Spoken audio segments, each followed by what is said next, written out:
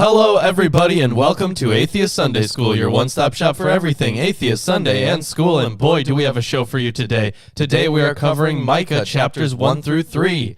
And this is slightly longer than the last book that we covered. Yeah. And I think, I don't know if this is like the...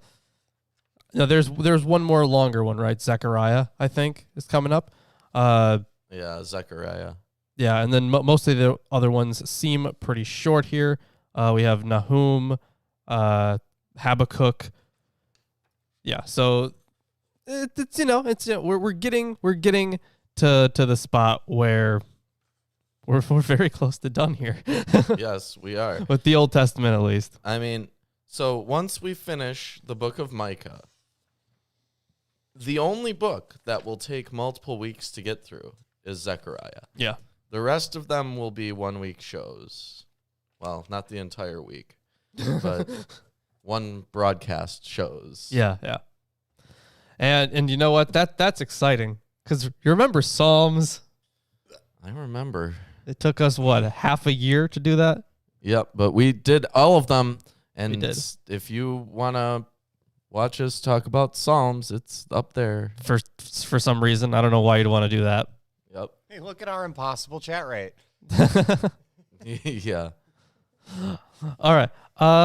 Yeah, so we're talking about Micah here. So Micah takes place, I think it's supposed to take place during the course of, so there are 3 kings that are listed. I mean, I'll be reading from the King James Version of the Bible. Ah, yes, that's right. I will be reading from the English Standard Version. It's over here. We also have the Hebrew Bible, a translation with commentary by Robert Alter.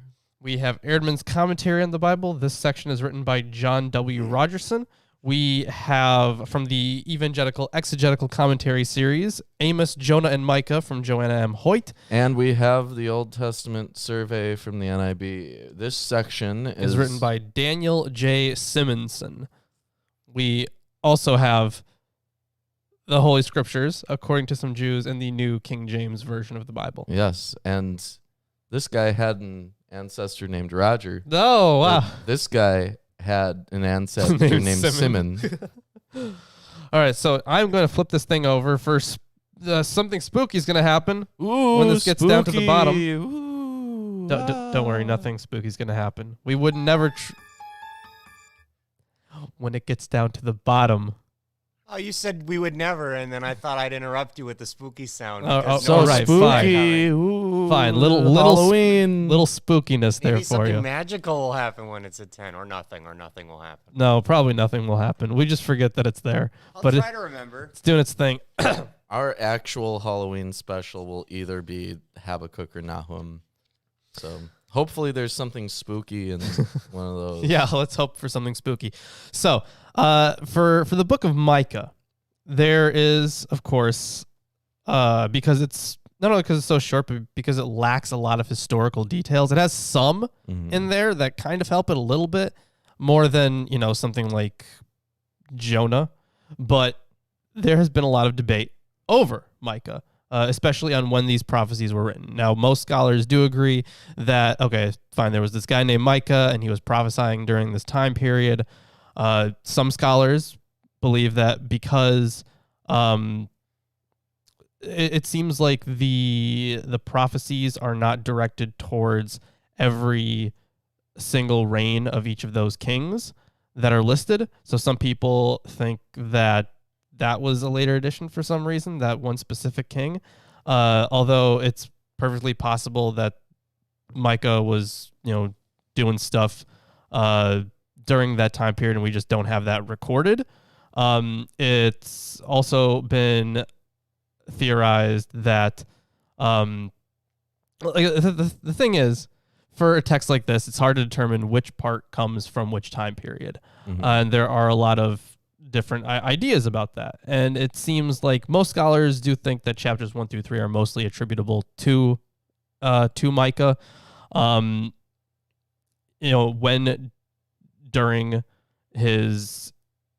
When during the time period is always up for debate, but they're usually attributed to him. Sometimes parts of 5 through 7 are, as Omenson takes that position. So I want to point out that Micah is actually mentioned outside of the book of Micah. Yeah, and Jeremiah. Yep. In Jeremiah 26, 1 through 19, some hecklers cite Micah. So he's not there, but he is cited. Yeah, showing knowledge of a Micah. Yep. Also, his hometown is Moresheth. It's been identified with Tel El Judea, a large site a little north of Belt Jibrin on the ancient main route from Bet Shemesh to Lachish. Yep. And of course, it's always unclear if he was born there, if he just had his ministry there, and there for other theories about this. So he uses a lot of agrarian language, and that's led some scholars to believe that Micah was like a farmer initially. He had another job, and I don't think that one's actually out of the question entirely. I think that Wolf actually makes an argument for him being an elder of the town, and Hoyt has her misgivings about that, but I still think it kind of makes sense with he was going over there to prophesy, and while you don't have necessarily authority in the place that you go to, the fact that you're going there on behalf of somebody else would show some authority, at least some semblance of it, right? So yeah, let's talk a little bit about the setting. So we know very little about the prophet Micah, whose name means "who is like Yahweh." Right. We do know, however, based on the details in the book, that his ministry is dated in 1-1 to the reigns of Jotham, Ahaz, and Hezekiah, which is the period roughly from 750 to 700 BC. Yeah. Although a more realistic view would place it in the period of 725 to 700. Yeah, yeah. So that's kind of the time period we're looking at within the narrative. Although dating a text is different than dating the time period in which it takes place. Especially given that most scholars only concur about the first 3 chapters. Pretty much, yeah. Genuine. So this guy does argue that chapters 5 through 7 have pieces that are genuine. Right. So of course, I read through Hoyt's commentary last night on this, or at least the introduction to it, and it seems like no one actually can pin down a date for these specific prophecies. Although it's to me, we're gonna come to a more reasonable conclusion once we do read it, and then we'll try to make sense of it all. That you probably have some of these early ones, and they say it's before these disasters. I don't know if that's necessarily true. There's a point in the commentary in which he's like, well, you'd have to assume that God can't give these genuine prophecies, and I'm like, well, yeah, you're right. I am gonna probably assume that. Right. And there have been, but she mostly takes the position of that they're all from Micah himself, although with probably some edits within the textual tradition, because you can't really deny that too much. That just happens. Well, she generally takes a more conservative view. Yeah, absolutely. And all the all the scholars that I was reading before this have slight disagreements, obviously, and it seems like the most consistent one would be Simonson in the Old Testament survey. Because he takes a position of like the 1 through 3 is probably the original, and he talks about the different styles within it. There is one section that is incredibly similar to a specific oracle in Isaiah. I think like the actual wording is exactly the same. So like either one took from the other, or they took it from the same source. And we're going to be looking at all of that more in depth as we get into it. However,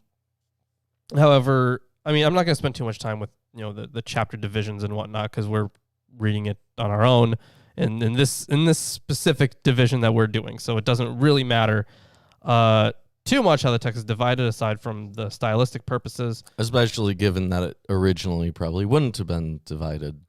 Well, I mean, no, not divided in chapters, but Right. it is divided by perhaps like themes. Like there's like a key word in like chapter 1 that like starts it off. You know how like a lot of prophets have like, oh, here now, or something like that, and that starts off each division.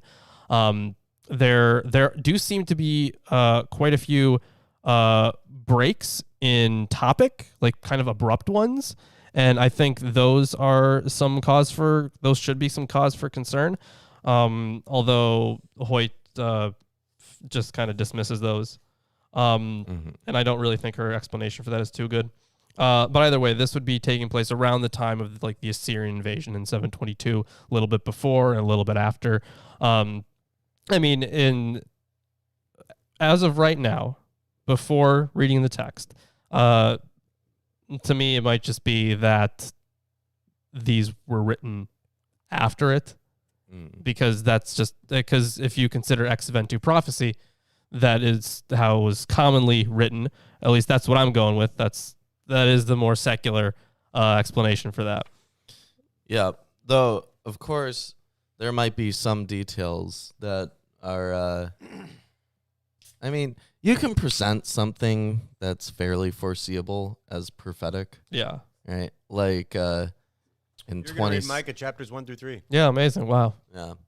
You can, like, come to conclusions. So, like, someone might have said, prior to the election recently, Joe Biden's going to beat Donald Trump, and Donald Trump's going to throw a fit. Oh, yeah, that would be... Well, that's a prophecy, right? Well, if you say, the Lord has revealed to me this, then it's a prophecy, right? But that doesn't mean that it wasn't a perfectly foreseeable event. Yeah, knowing the character of Trump and the waves of the that election. Would happen. Yeah. It wasn't a prophecy. It was assumed. Exactly. So I think, I had a thing, but then I totally forgot what it was. There was a section that I did want to, one of the things that would lead people to think that this text was, compiled over a good bit of time is the fact that you have it quickly goes from judgment to hope. And apparently a lot of scholars thought that that's like this big deal, but like after reading like Psalms and stuff, I was like, no, this seems like, maybe like kind of a longer version of that style where you have a judgment immediately followed by this oracle of hope. And I'm like, those can be written together. That's not a big and deal that's not necessarily something that's unseen in other parts of the Bible either. Exactly. So like I didn't really view that as much of contention, honestly. There was a part that I wanted to get into a little bit because I just personally find it interesting. So this is about the text itself and the textual tradition. This is from Hoyt. In addition to the Masoretic texts, Septuagint, Vulgate, and Targums of Micah, portions of Micah have been found at Qumran in Cave 1 and Cave 4. Aside from these fragments, a Greek scroll of the Minor Prophets from the middle of the 1st century was found in the Bar Kokhba caves at Wadi Murabat. Wadi Murabat. Each of these manuscripts provides further opportunities for the textual critic to evaluate the differences and determine which reading is likely the original. The text of Micah has several particularly difficult passages, which some scholars claim are rife with textual errors. In fact, there are several places where scholars have thrown up their hands and declared the text in a bad state of corruption. The most common of these places include 1, 10 through 16, 2, 7 through 10, 6, 9 through 11, and 7, 11 through 12. Perhaps the best known Micah passage deemed fraught with errors is 1, 10 through 16. The passage was considered so troublesome that Elliger and Schwantz drastically proposed that the entire right side of the manuscript was missing. Then, as the text was later copied, the missing portion was lost forever, and the scribe tried to make sense of the letters that were left. In addition to these passages, there are several other places where scholars propose various emendations. Allen provides a well-summarized list of these issues. and this is quoting from Allen, vowel letters in the Masoretic text required to be changed or omitted in 4 cases, all with versional support: 1, 6, and 9, and 3, 10, and 12. Repointing has been resorted to in 5 cases, 2 with versional support, and it's listed here 3, 6, and 714, and 3 simply according to the demands of the context: 113, 2, 6, and 715. Apart from vocalizations, emendation has been judged advisable in a number of instances. Of the damaged blocks in 2, 7 through 10, of 7 changes deemed necessary, 4 have versional support. In 6, 9 through 12, 1 out of 4 changes is partially supported by the Greek. In 7, 11, and 12, 2 out of 3 changes have the backing of the Vulgate. So there are, he goes on, there's a pretty long quotation here, but there is a good amount of discrepancies within the surviving texts. And, how big these are, they probably don't matter too much, as is noted in the Old Testament survey, that there are a good deal of texts that are either difficult to translate or don't make sense the way that they exist right now in the original languages. So they do definitely say that there are issues, but it probably doesn't undermine the message of the text too much. Although I really do like talking about textual issues, and of course on unity, we've talked about this a little bit already. Yeah, how most people think that 1 through 3 would probably go back to Micah, generally speaking, but then you would have the later portions of the book probably be added later. And I think Wolf mentions that it had its completion in the post-exilic period, which is not unusual. So, I wouldn't be surprised to find that one out. So most of the rest of this is just about the divisions of the text, which is not a huge issue. However, there is a bit about the divisions of the text insofar as Rogerson's argument about chapters 5 through 7 being legitimate here. He says, one of the criteria that has been used in this debate is the view that Micah spoke only words of judgment and that all the passages promising salvation are thus later additions. While generalizations of this kind must always be treated with caution, it is a fact that, in its final form, the book of Micah is structured in terms of alternating passages of judgment and salvation, according to the following scheme: judgment, 1:1 through 2:11, promise of salvation, 2:12 through 13, judgment, 3:1 through 12, promise of salvation, 4:1 through 8, judgment, 4:9 through 5:1, promise of salvation, 5:2 through 9, judgment, 5:10 through 6:16, promise of salvation, 7:1 through 20.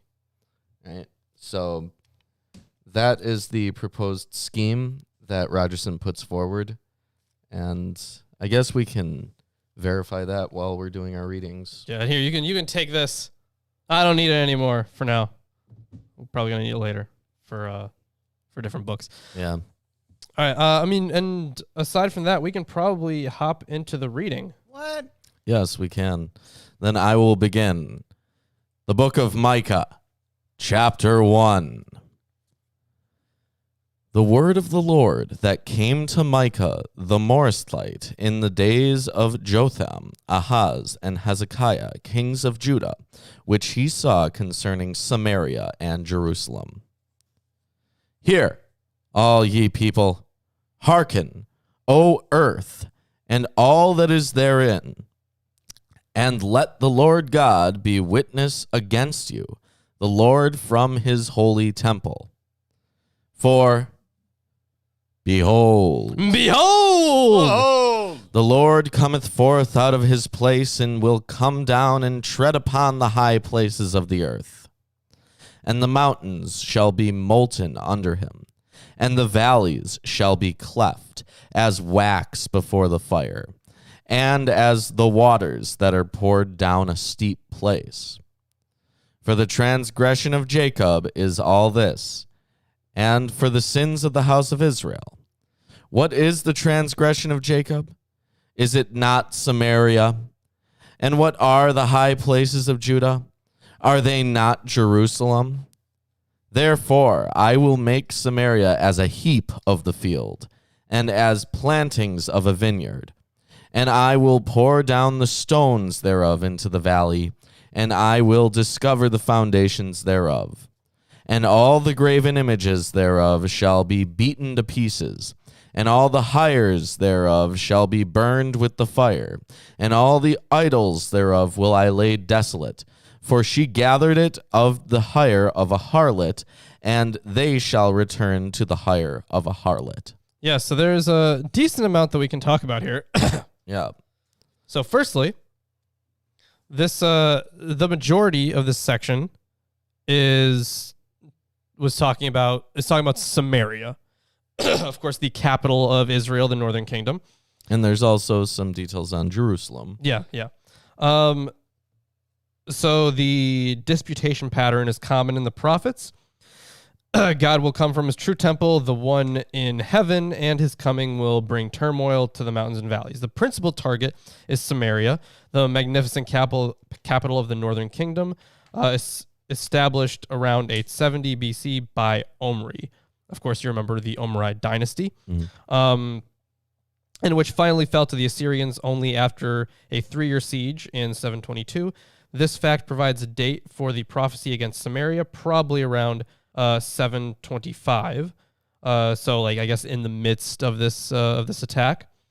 The language of verse 6 is vivid, and verse 6 is the one about it'll be a ruined heap, place for planting of vineyards. Envisaging the total clearance of the site of its monumental buildings.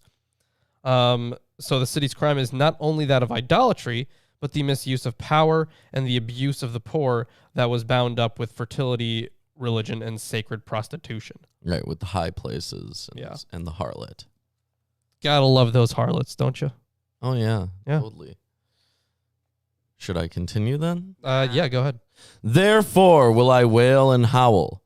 I will go stripped and naked. I will make a wailing like the dragons, and mourning as the owls. Lament like the jackals. Of course, it's jackals. It's jackals. It's usually jackals. So, right, and you had mourning like the owls. Yeah, mourning as the owls. Well, this is what the Hebrew. So the Hebrew term that's used there generally means ostriches. Apparently, remember those good old ostriches? Oh yeah. Yeah. So this is what the Hebrew term used here generally means, although some scholars think it may indicate a kind of screech owl, which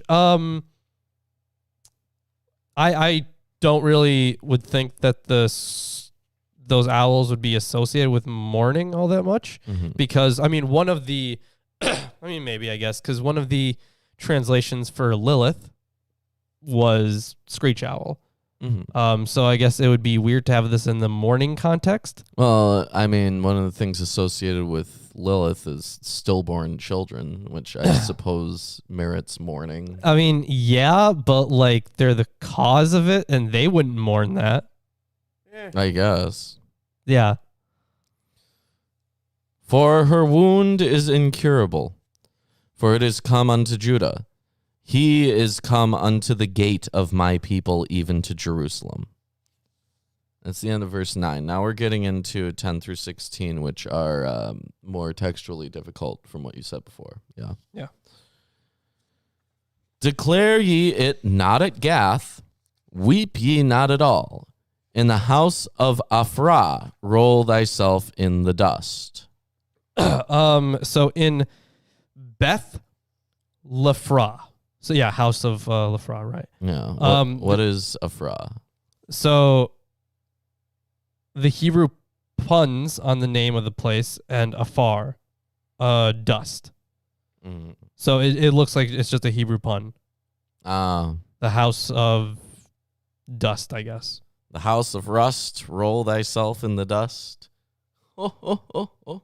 What? Yeah, it's a pun on It is, yeah. dust that occurs later in the verse. In the house of Ephra, roll thyself in the dust. Yeah. Right? So that would be a more apt English translation. I guess so. Yeah. Pass ye away, thou inhabitant of Saphir, having thy shame naked. The inhabitant of Zanan came not forth in the morning of Bethazel. He shall receive of you his standing. Yeah, so I'm looking through some of these things right now. It looks like there's a lot of puns in this section, actually. So that was verse 11, right? Mm-hmm. Okay.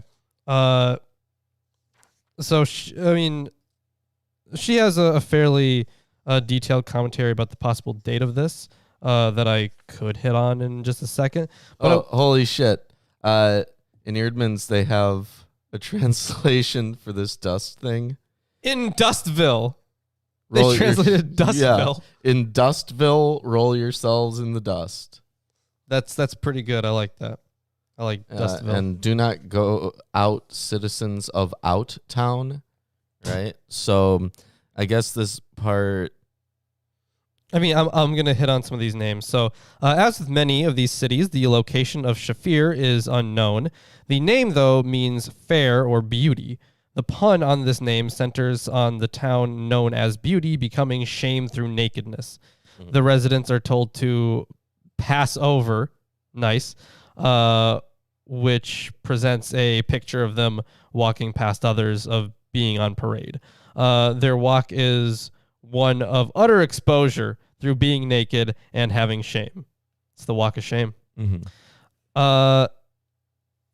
It is possible that Zanan is the same place as Zenon in Joshua 14:37, where the additional aleph emphasizes the assonance between Zanan and go out.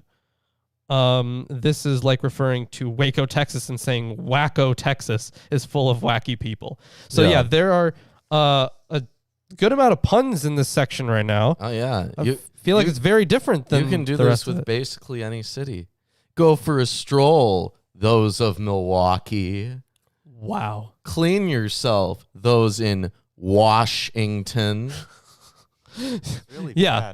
bad. It is really bad. Yeah. It is really bad. I was going to say something about Gary, Indiana, but that's already a joke. It's not that far from here. It's not that far from here. Yeah, you're right. It is already a joke. Yeah. Yeah, Indiana, take that. Yeah. Gary. Yep. For the inhabitant of Maroth waited carefully for good, but evil came down from the Lord unto the gate of Jerusalem. O thou inhabitant of Lachish, bind the chariot to the swift beast. She is the beginning of the sin to the daughter of Zion, for the transgressions of Israel were found in thee. Therefore shalt thou give presents to Moresheth-Gath. The houses of Achzib shall be a lie to the kings of Israel. So Achziv's houses betray. The Hebrew puns on Achziv and Askav, betray, a word used especially for wadis that flow with water during the winter rains, and then betray by turning dry in the summer. Yeah, so this entire section is filled with puns. And filled with puns. And no wonder people think this is separate from the part beforehand, because you did have this, like, here's all the stuff you're doing wrong, and that continues, but it's like really pun based. Yeah. Well, maybe Micah here is just a really shitty comedian. Cool. Yet will I bring an heir unto thee, O inhabitants of Mareshah.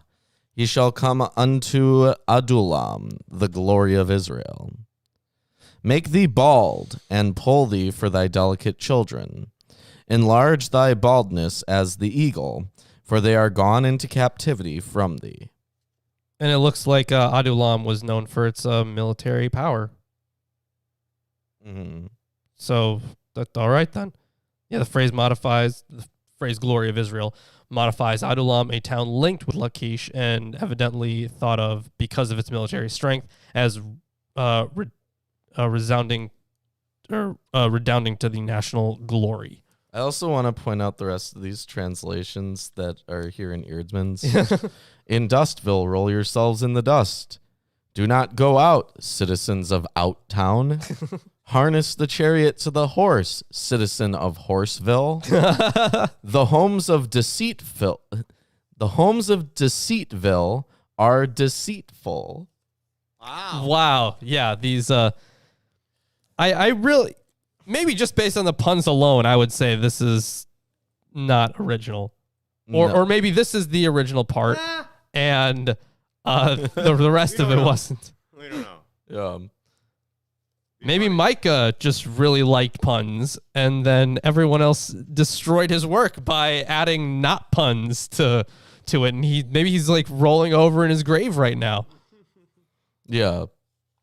All right, so that's it for chapter 1. If you're enjoying the stream so far, share it with your friends and friends, and in Friendsville. Yeah, share it in Sharesville. And go to Liketown and hit like. And if you want to read this book at the Sea of Reeds, you could do that. Yep. That's where you should do it. Wow, those were like really bad puns. Yeah. Yeah. But you know what? If it was written by Micah, he gave it his best shot. He is the true author, the true originator, the grandfather of dad jokes. Mm-hmm. Yes. He is the dad in the dad joke. Wow. Yeah, he is. All right. So now we can hop into chapter 2. Yeah. Do it. Woe to those who devise wickedness and work evil on their beds. Now, who is working evil on their beds? Now, this could be a sexual thing, or it could be just a place where people did some rituals. I don't know. But they work evil on their beds, apparently. When the morning dawns, they perform it because it is in the power of their hand. Yeah, people lay awake at night scheming of new ways to sin. Wow. Oh, okay. Gotcha. Of course. I see. Okay. So they're... Okay. Man. Don't we all? Oh, yeah. Yeah. That's my favorite pastime. Do it all the time. I'm like, I'm not doing enough sinning. Yep. I gotta do some more. They covet fields and seize them, and houses, and take them away. They oppress a man and his house, a man and his inheritance. Therefore, thus says the Lord, Behold! Behold. Against this family, I am devising disaster. Yeah, so because they devise sinning, God is devising disaster against them. Yeah, so disaster, the word that usually means evil, carries its related sense of harm here, but it's worth repeating as evil because it reflects measure for measure response to plotting crime and working evil in verse 1. Yeah, exactly. It would make perfect sense there. Oh, spooky! Evil. Ooh. Spooky. Evil spooky. We should have a skeleton on here because it's a spooky, scary skeleton. Oh, God. Yeah. I don't have one. Me neither. A terrifying mannequin that's been disassembled.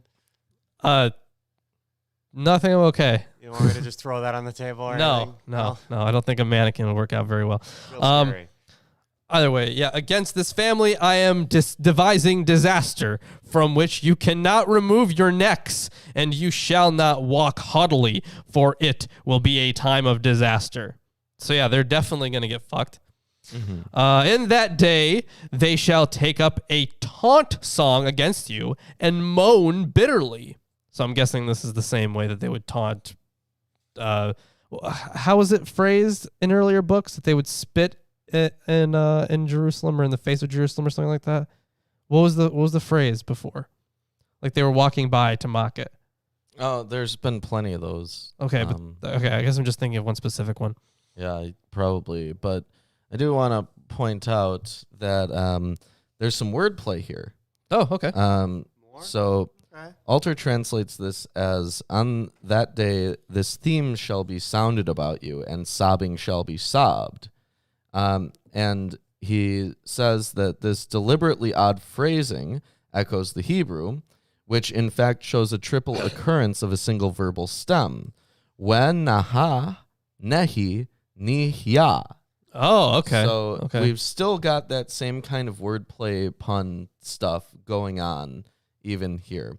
I also want to point out something that was pointed out in Hoyt's book, that this is kind of like a measure for measure. So first verse, you have these people plotting.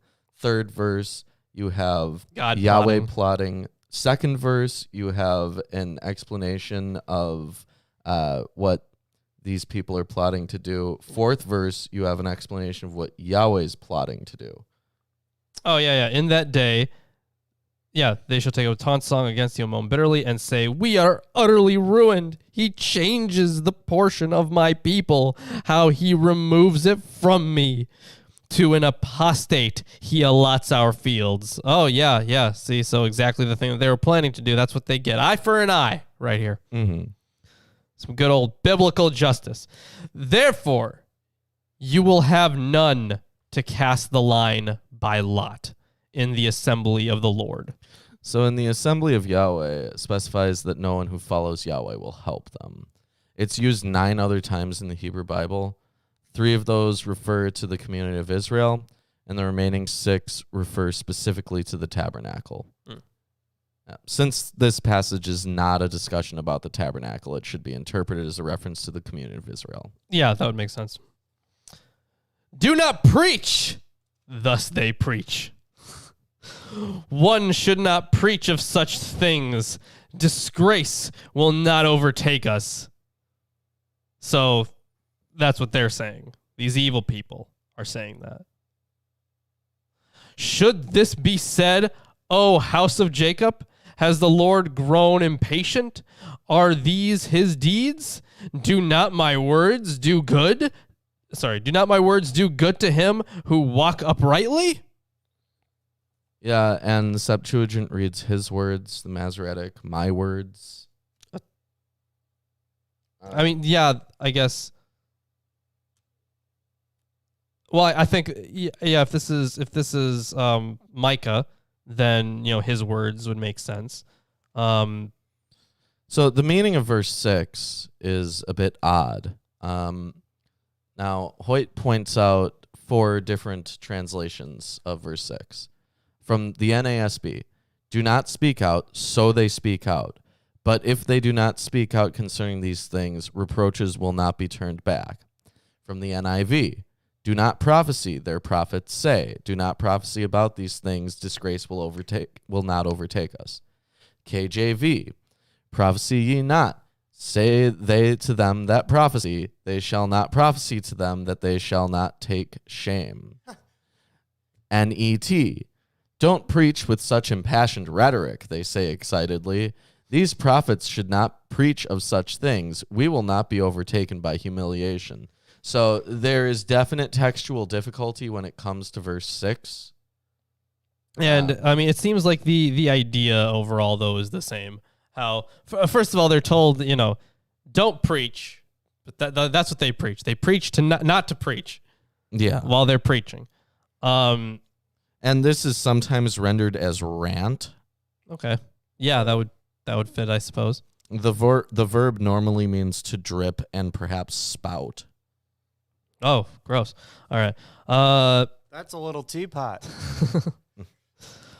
But lately my people have risen up as an enemy. You strip the rich robe from those who pass by trustingly with no thought of war. The women of my people you drive out from their delightful houses. From their young children you take away my splendor forever. Arise. Go ahead. So I want to point out that where it says no thought of war, Alter translates this as thinking themselves safe.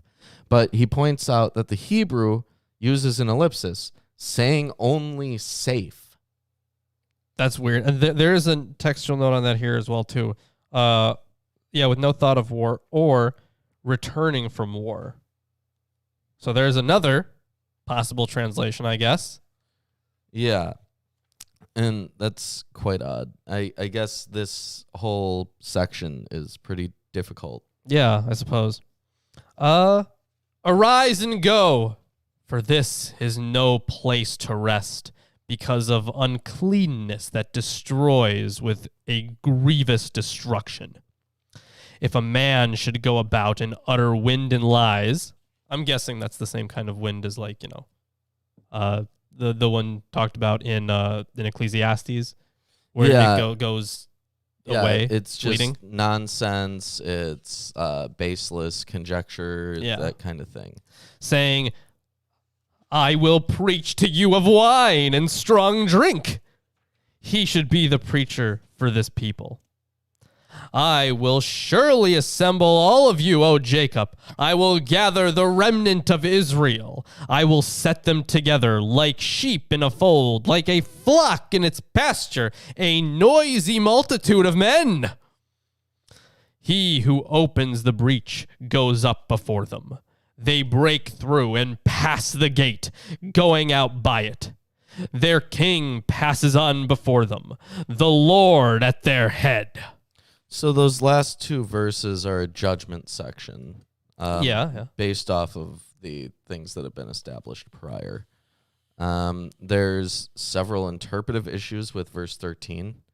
The first is that there's a potential change of speaker. In verse 12, the first person is used for the speaker, and the absence of such here raises the possibility that someone else is speaking. However, verse 12 refers to Israel with both the second and third persons, which fits with the third person usage here and indicates that it's the same speaker. Such an interchange of persons is a common poetical feature called analogy. The second issue is the change in verbal conjugations. Verse 12 uses iktal verbs to express a fut event, but a future event. I don't know why they shortened future to fut. But this verse uses two katal verbs followed by three waiktal verbs, which expresses past actions. If this verse is interpreted from a different speaker from verse 12, this would explain the change in syntax. Yet since it's likely that there is no change in speaker, the verbal change could simply be a change from speaking purely as a promise of what could happen in the future to discussing how the gatherings of verse 12 occurred. Thus, the katal and waiktal verbs of verse 13 are past events in relation to verse 12, but still future events in relation to the original audience. This option best explains the function of the verbs. The thing is, while she's making an argument for, it coming from the same hand, she's also, at the same time, making an argument that it didn't. And I guess both explanations would work, right? Yeah. I also want to point out... It's a good superposition. I like it. In verse 12... Yeah. That's the one where it's I will surely assemble all of you. I will gather the remnant of Israel like sheep in a fold. Yeah, that one. Mm-hmm. So where it says fold. Yeah. Now, Alter also says fold. But Hoyt says the Masoretic text reads Bozrah, the name of a city located in Edom, that may at times have been called Bezer. When read as Bozrah, this could be interpreted as a reference to the wider nation of Edom. Edom was a place that rose up against Israel and took Israelites captive. Of course, we talked about Edom while covering Amos. Yeah, we talked about Edom a A lot. ton. Yeah. His historical enemy of Israel. Or, What? or you know what? It was really in what was it? Obadiah. Yeah. That they Obadiah talked too, about yeah. Edom a whole lot. But an alternative is to mean enclosure, with some reading Botzra as enclosure, lacking the first letter in the preposition. Mhm. The absence of the needed preposition could be attributed to a scribal error for which no manuscript evidence attests, or the missing preposition was intentionally excluded. A second and more significant problem with this interpretation is the lack of evidence to support such a meaning. Relatedly, though, the most common interpretation of this verse is to amend the pointing of Bitzira in the fold. This reading would parallel nicely with the following Bitoch Hadavro in its pasture. Thus, this is the reading in the Targum? Yeah. Targum and the Vulgate translation support. With this reading, the imagery of the fold and pasture could present a setting outside of Israel. However, as no location is specified within this translation, it could also refer to their safety after being gathered, which could occur in Israel. While limited, the support of the Targum and Vulgate, as well as the parallel structures with the next line, slightly prefers the proposed emendation of in the fold. Yeah, I mean, I definitely get the whole safety in numbers aspect. That would make sense. I don't think they're referring to a different place. That would be a weird time to refer to a different place, because it seemed, especially with the last verse there. I mean, if we're talking about the person of the text, second person or third person, whatever. That's a lot of sheep.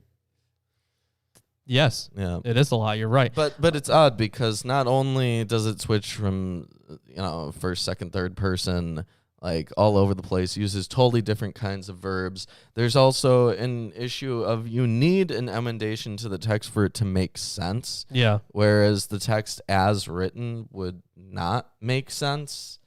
So Classic. there's some definite scriptural issues. Textual issues? Yeah, textual issues, absolutely. I mean, of course, in this case, it really doesn't make that big of a difference if you're thinking about it like theologically and whatnot. But see, in the KJV, it says, "I will put them together as the sheep of Bozrah, as the flock in the midst of their fold." All right. Well, Right. KJV, once again, you So have it proven kind to of be does wrong. both because it refers to Bozrah and says the fold bit. So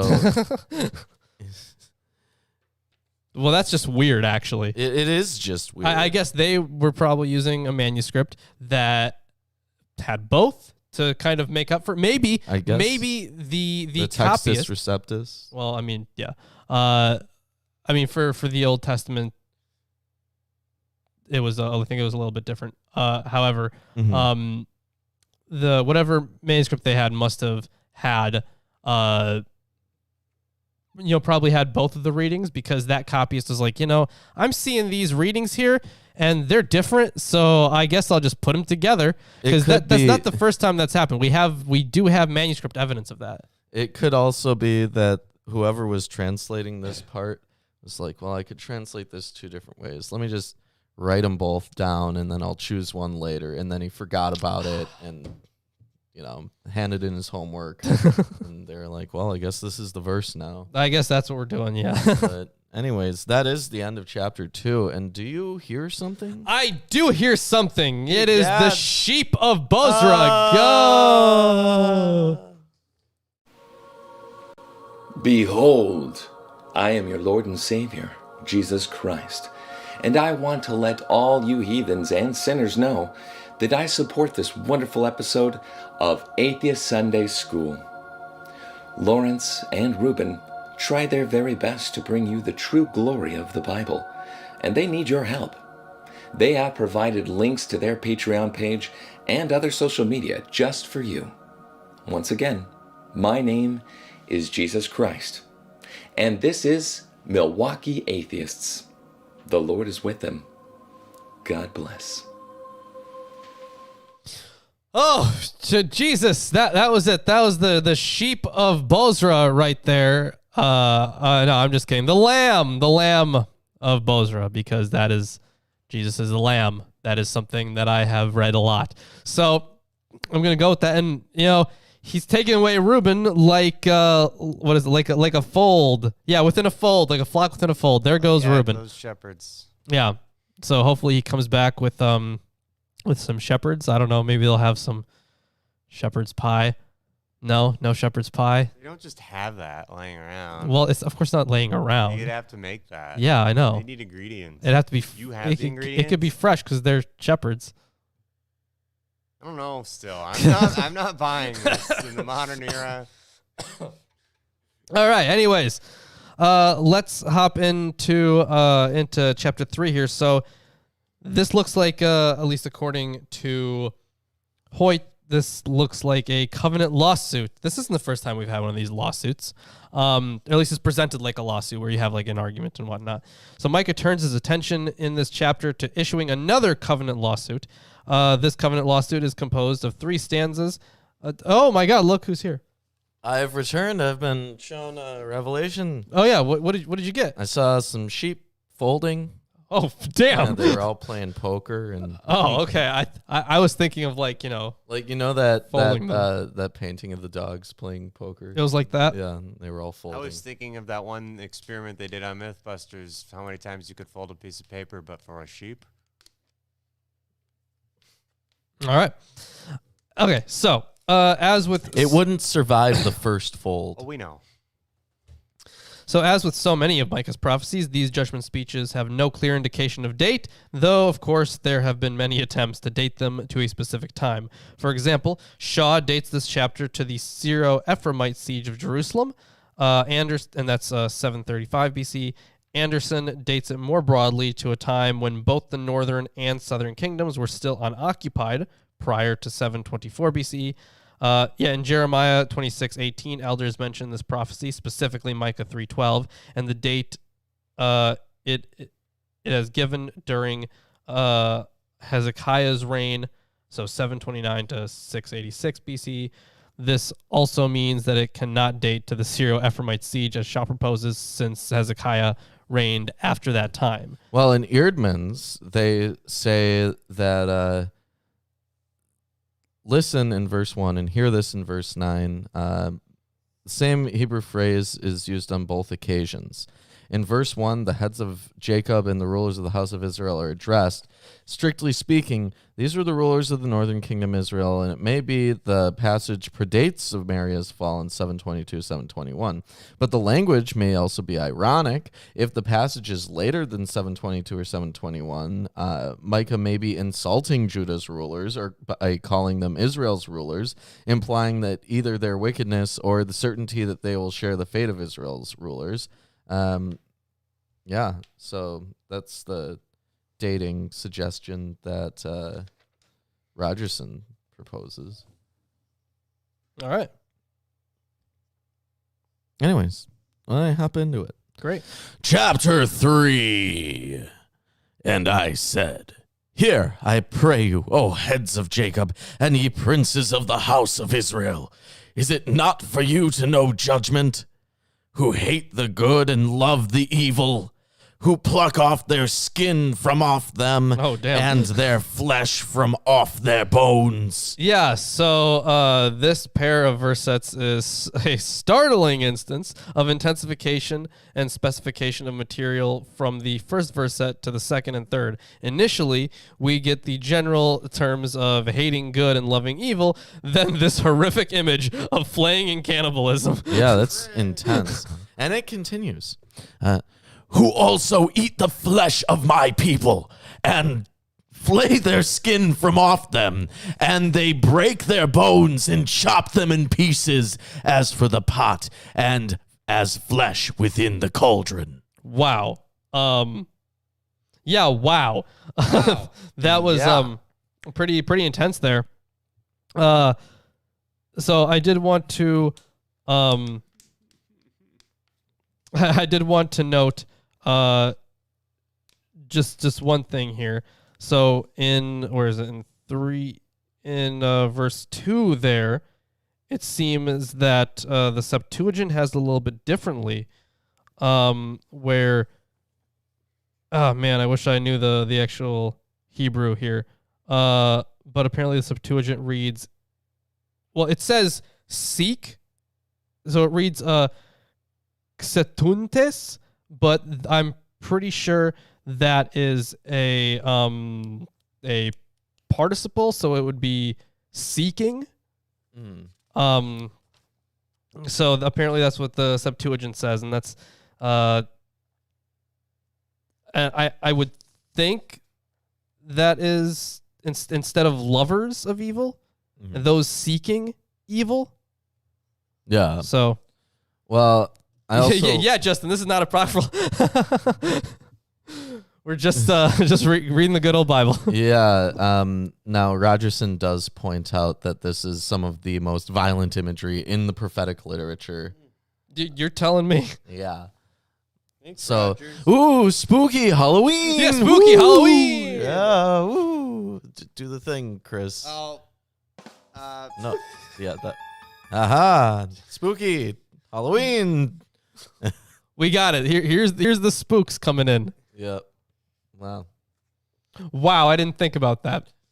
Jeez. Oops. Lawrence. No, see, I meant the spookiness. I bet you know. That's what I was we thinking. Just got demonetized. It just got demonetized. Yep. Damn, it's spooky season. Yeah. Damn. Jeez. Oops. Sorry, guys. My bad. Oh no. I done goofed. Then shall they cry unto the Lord, but he will not hear them. He will even hide his face from them at that time, as they have behaved themselves ill in their doings. Thus saith the Lord concerning the prophets that make my people err, that bite with their teeth and cry peace. And he that putteth not into their mouths, they even prepare war against him. Therefore night shall be upon you, that ye shall not have a vision, and it shall be dark unto you, that ye shall not divine. And the sun shall go down over the prophets, and the day shall be dark over them. Then shall the seers be ashamed, and the diviners confounded. Yea, they shall all cover their lips, for there is no answer of God. So the translation that Alter has is cover their mustaches. This bizarre-sounding phrase refers to a mourning practice in which the face was covered down to the upper lip. But why translate it as mustaches? Yeah. Like, why not just lip if it was the lip? I don't know. Maybe Never know. maybe it was like a fashionable thing for the prophets at that time. to Style have- at the time. It was yeah. the style at the time. They have to cover their mustaches? Yep. Yeah. Oh, all right, then. But truly, I am full of power by the Spirit of the Lord, and of judgment, and of might, to declare unto Jacob his transgression, and to Israel his sin. Hear this, I pray you, ye heads of the house of Jacob, and princes of the house of Israel, that abhor judgment, and pervert all equity. They build up Zion with blood, and Jerusalem with iniquity. The heads thereof judge for reward, and the priests thereof teach for hire, and the prophets thereof divine for money. Yet will they lean upon the Lord and say, Is not the Lord among us? None evil can come upon us. They're sellouts. Yeah, they are. Therefore shall Zion for your sake be plowed as a field, and Jerusalem shall become heaps, and the mountain of the house as the high places of the forest. And that's the end of chapter 3. Yeah, that's the end of chapter 3. Not a super long reading, but of course we have these scathing criticisms of both Judah and Israel. Yeah, and the prophets and the kings and princes. Just everyone's messing up. All these guys, these fucking assholes. Yeah, right. How could they? How could they want money? Well, hey, you remember Leviticus? Yeah. They the true prophets and priests, they're going to be getting money, or not that they're not going to be getting money, but they're going to be getting a whole bunch of animals. Yeah, Bunch of free food.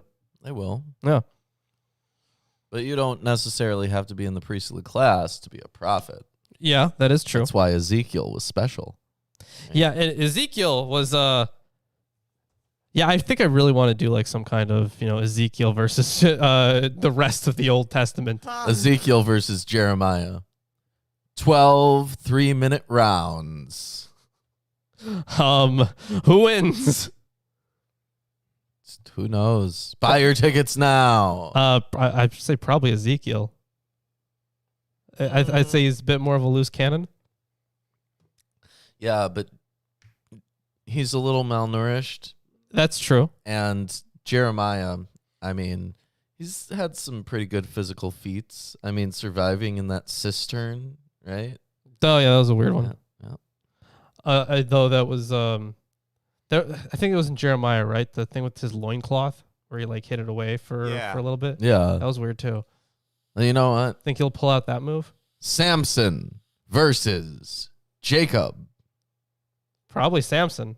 Jacob wrestled an angel. And won. Well, hold on. Are we going to give Samson long hair? Yeah. Yeah. But it's no holds barred. Oh, okay. No holds barred. All right. Then you know what? I think they might be pretty evenly matched.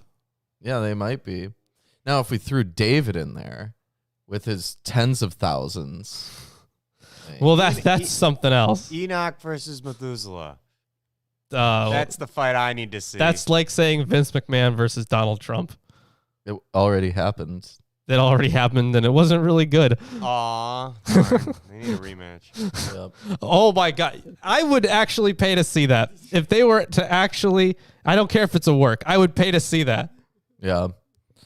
Samson versus Hercules. You know, that is a good question. I would say Shout out to Enoch. Hercules would kick Samson's ass. Yeah, like, absolutely. honestly. He fought a Hydra, man. Didn't he? Yeah. Like, you never see Samson. Like, all Samson does is pull down some pillars. And it was a Hercules pretty. does that in his training montage. No, at he had the beginning. thing with the lion, too. Yeah, he tore off its jawbone. But, I mean, Hercules. I think he ripped a guy in half or something as well. Hercules definitely did more than Samson, I would say. All right. Yeah. Well, thanks for watching. Either way, yeah, that was the end of the reading, and I don't know. That's not only the end of the reading, it's the end of the section that scholars say is legitimate. So Yeah, and it is important to point out that the majority of scholars do say that this would be the section that goes, for the most part, with the original Micah text. And here's the thing, from reading this, I mean, we'd have to wait till the end to have, a better idea of the text itself, kind of like what they're getting at. But I can see why 10 through wherever the puns end at the end of the chapter, right? We'll go at the end of the chapter. yeah, So- that's 10 through 16, chapter 1. Yeah, so that section is really weird because it's filled with kind of bad puns. Well, you know what? They're also like rhyming puns. Yeah. So this may be the closest thing that the Bible gets to a diss track. That is true. And it is so he's far. the comedian so far, Yeah. more than any of the other guys who aren't really making any jokes. We'll see. Not making any jokes per se. This is definitely the punniest Yeah. book of the Bible. I would say that Jonah was pretty funny though, No, he was. but he wasn't making jokes. No, he was the butt of the joke. Yeah, I would say. See, Micah's like a one-liners kind of guy, but Jonah is like, a stand-up act kind of guy. Yeah. So now we know the comedians of the Bible. Yep. And I don't think. Thank you. I don't think Micah would have done great on stage. No, probably not. He'd be nervous. He'd be he would be nervous. He'd be trying to be like a Rodney Dangerfield without being Rodney Dangerfield. Yeah. Whereas Oh man, Ezekiel would be like Carrot Top because he's all about his props. Why is life like this? All right. So yeah, that is the end of the reading and the end of our comedian discussion. If you guys want to continue the comedian discussion in the comments below, go ahead. Yep. And let's see, what do we have going on? We have a Patreon. We do. In fact, Nightbot does seem to be doing its job today. So yeah. that's really good. So go to Good Patreon. job, unpaid intern. Yeah. Go to Patreon. Give us money. You can win T-shirts. Or you can buy T-shirts by clicking the merchandise that's about to be pinned. You can get yourself a Behold T-shirt. Yep. There it is. That's the OG Behold T-shirt. Yep. Actually. That's old school. Yeah. Yeah. Let's old see. Atheist Sunday School. We also have an Amazon wish list, so yeah, full of books. Yeah, if you want to send us some books that we can read on the show or for long form videos, you can definitely do that, and we will read them, and they will be sources, and they will be useful. We read them so you don't have to. You can send Lawrence diss tracks to MilwaukeeAtheist@gmail.com. Yeah, please send the diss tracks. Let's see what else we have. I mean, I'm pretty sure that's most of the shilling, but we have Facebook and Twitter. It is free to follow us on those platforms. Yep. And that's basically it. Yeah, that's basically it. Thanks for joining. And we will see you on Friday, and then Sunday, and then Friday, and then